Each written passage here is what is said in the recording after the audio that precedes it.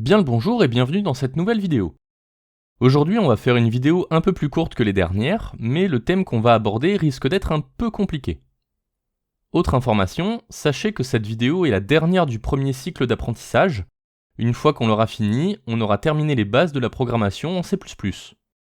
Alors installez-vous confortablement, préparez vos claviers, et c'est parti!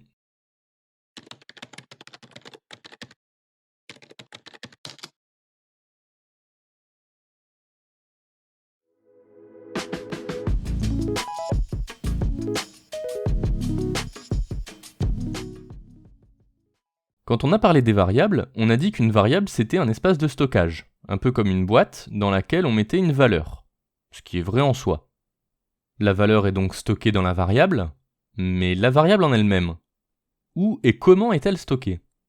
Dans la mémoire de l'ordinateur, au moment de la déclaration d'une variable, il y a un espace de stockage qui est créé et qui lui est dédié. Pour autant, cette création n'est pas faite n'importe comment. La mémoire d'un ordinateur, c'est un peu comme une immense grille, et l'espace pour la variable, ça va être une case. Une case utilisée par une variable ne pourra pas en contenir une autre en même temps, c'est vraiment une variable par case. En plus de ça, chaque case possède quelque chose qui va nous intéresser tout particulièrement, une adresse. Pour afficher l'adresse de la case où est stockée la variable, il suffit d'ajouter l'esperluette devant le nom de la variable quand on l'appelle avec un cout. L'esperluette étant déjà utilisée pour faire des références, il faudra donc faire attention à ne pas se tromper lors de son utilisation. On va essayer pour voir à quoi ressemble une adresse. On obtient donc un nombre en alphanumérique de base 16. Pour ceux qui ne sauraient pas ce qu'est une base 16, nous, on connaît et on utilise la base 10. Les chiffres d'unité vont donc de 0 à 9, il y en a 10.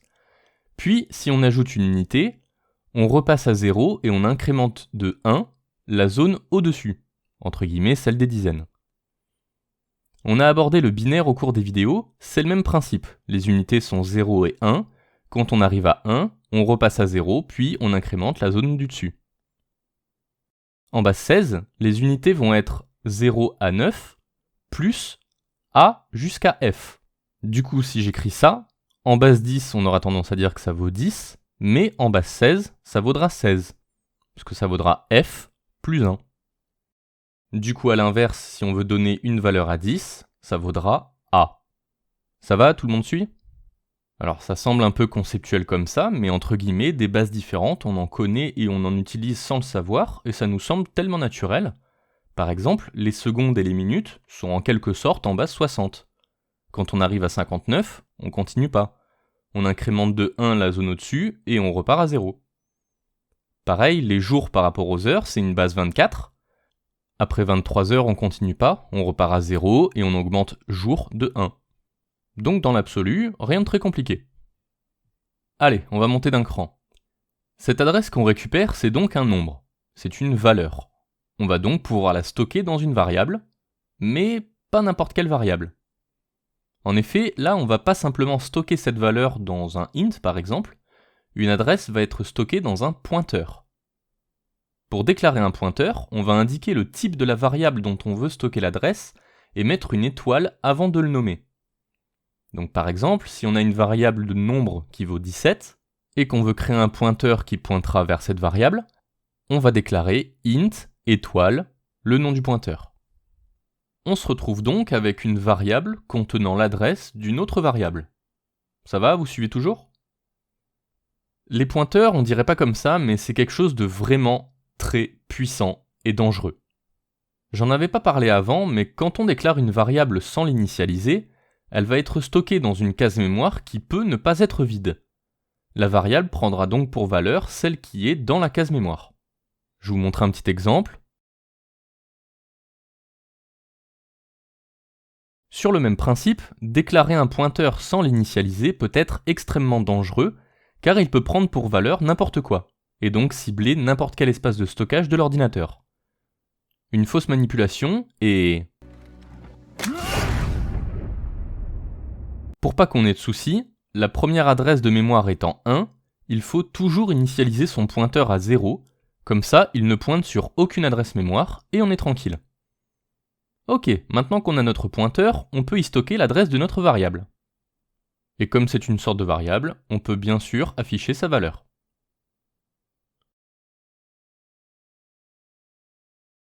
Si on reprend notre schéma, on aura donc quelque chose comme ça. Ok, on a notre pointeur fonctionnel, c'est cool. Comme je l'ai sous-entendu juste avant, le fait d'avoir l'adresse de stockage d'une variable fait qu'on va pouvoir y accéder et interagir avec sans utiliser ni le nom ni la référence de la variable. C'est donc encore un autre moyen d'y accéder. Pour faire ça avec un pointeur, il suffira d'ajouter une étoile au nom du pointeur lors de son appel. Oui, je sais, ça fait encore une étoile utilisée différemment, c'est pour ça qu'il ne faut pas se tromper. En faisant ça, le chemin parcouru par le programme va être le suivant, pour arriver à l'affichage final. Pour information, le fait d'utiliser un pointeur de cette façon s'appelle déréférencer un pointeur. Je sens qu'il y a une question qui reste en suspens et qui brûle plein de lèvres. Ça sert à quoi ? Eh bien, grâce à ça, on va pouvoir gérer l'utilisation de la mémoire manuellement. Jusqu'ici, on a vu que l'allocation de la mémoire pour le stockage d'une variable se faisait automatiquement, ainsi que la libération de la mémoire. Comme c'est cool de tout gérer, on va faire tout ça manuellement grâce au pointeur. Pour créer une case mémoire, on déclare notre pointeur, et on va faire une requête pour avoir un espace de stockage pour un entier. On va utiliser l'opérateur new comme ceci.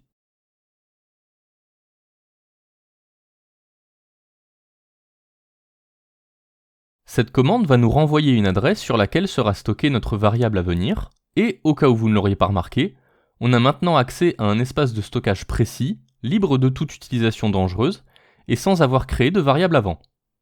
Ce pointeur est donc la seule façon d'accéder à cet espace de stockage. Ça implique une chose très importante, vu que la case mémoire est dédiée et prête, et que le pointeur est la seule façon d'y accéder, si on supprime ou modifie le pointeur, on va perdre le seul moyen qu'on a d'accéder à cet espace de stockage qui restera en l'état et donc continuera à utiliser de l'espace pour rien. Tout ça, ça a un nom et ça s'appelle une fuite de mémoire. Une fois cette case préparée, on peut y accéder et modifier la valeur stockée via le pointeur comme on a vu juste avant. La case stockera maintenant la valeur 17. Quand on n'a plus besoin de cette valeur, on va libérer la mémoire qui ne nous servira plus. Pour ça, on va utiliser l'opérateur delete. Par contre, attention, la case mémoire a été libérée et va être utilisée pour autre chose. Par contre, le pointeur pointant sur cette case existe toujours dans notre programme et est toujours susceptible de faire le lien vers la case pour en modifier le contenu. Le même état qu'au moment de la déclaration du pointeur avant initialisation. Donc, comme au moment de la déclaration, il faut obligatoirement réinitialiser le pointeur à 0 pour éviter tout problème. Et ça sera tout pour les pointeurs pour l'instant. J'ai présenté cette notion en tant qu'introduction, mais on la verra plus en profondeur plus tard quand on verra des notions plus avancées, surtout pour ces champs d'application. Mais pour l'instant, il va falloir s'habituer à écrire les pointeurs et les utiliser comme il faut pour éviter tout problème dans un futur proche. Bon, faisons un petit exemple pour reprendre tout ça et utiliser les pointeurs. Je vais essayer de faire ça proprement pour pas polluer mon disque dur ni cramer mon système. Une chose extrêmement répandue dans le jeu vidéo, c'est la création de personnages. On va nous proposer si on veut jouer un personnage masculin, féminin, la race qu'on veut jouer, la classe, etc. On va donc faire une création de personnage basique. On va commencer par créer 2 variables pour choisir le genre du personnage, masculin, féminin. On va ensuite créer 3 variables de race, elfe, nain et humain. Et enfin, on va créer 4 variables pour les classes, guerrier, archer, voleur et mage. On reste dans du classique. Ça, c'est pour les variables des choix possibles pour notre personnage. On va ensuite créer une variable pour récupérer les choix qu'on va faire. On va également créer un pointeur pour récupérer les valeurs qu'on a choisies et un autre pointeur pour le résultat final. Comme d'habitude, on va avoir un menu nous présentant les choix possibles pour la sélection du genre de notre personnage, 1 pour masculin, 2 pour féminin.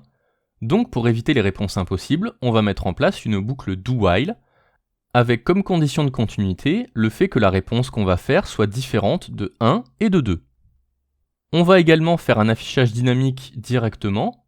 On commence donc par mettre un rafraîchissement de l'écran et on enchaîne sur la phrase nous demandant de choisir notre genre. On récupère le choix qu'on fait qu'on stocke dans notre variable choix. Comme il y a 2 cas possibles, on crée un switch à 2 entrées. Le premier cas, on a choisi masculin, On va donc régler le pointeur pour qu'il pointe sur l'espace de stockage de la variable du premier choix. Deuxième cas, on a choisi féminin, on réglera donc le pointeur sur l'espace de stockage de la variable de ce choix. On va faire une requête pour créer notre espace de stockage du résultat final, et on va commencer à préparer ce résultat final en concaténant la phrase disant le genre qu'on a choisi ainsi que la valeur ciblée par le pointeur concernant le choix effectué, qu'on va aller stocker dans notre espace de stockage dédié. Et enfin, on réinitialise la variable choix pour la suite. On va maintenant passer à la race, et on va refaire exactement la même chose. On prépare la boucle do-while avec la condition que les réponses soient différentes de celles possibles. On met un rafraîchissement de l'écran. On affiche la phrase nous présentant les choix de race possibles. On récupère notre choix qu'on va stocker.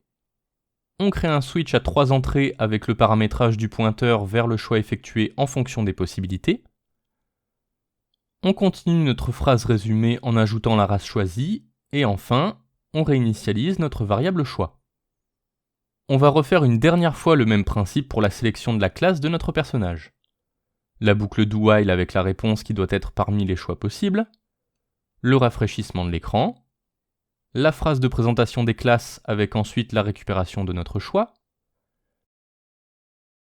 la création du switch à 4 entrées avec pour chaque entrée le réglage du pointeur vers le choix effectué, on finalise notre phrase résumée en indiquant la classe choisie, on effectue un dernier rafraîchissement d'écran pour que l'écran soit tout propre avant d'afficher le résultat final et on affiche le résultat. On n'oublie pas de réinitialiser le pointeur des choix pour qu'il ne pointe sur rien pour éviter tout problème, et on va faire de même pour le pointeur du résultat final en prenant soin de libérer avant l'espace de stockage dédié.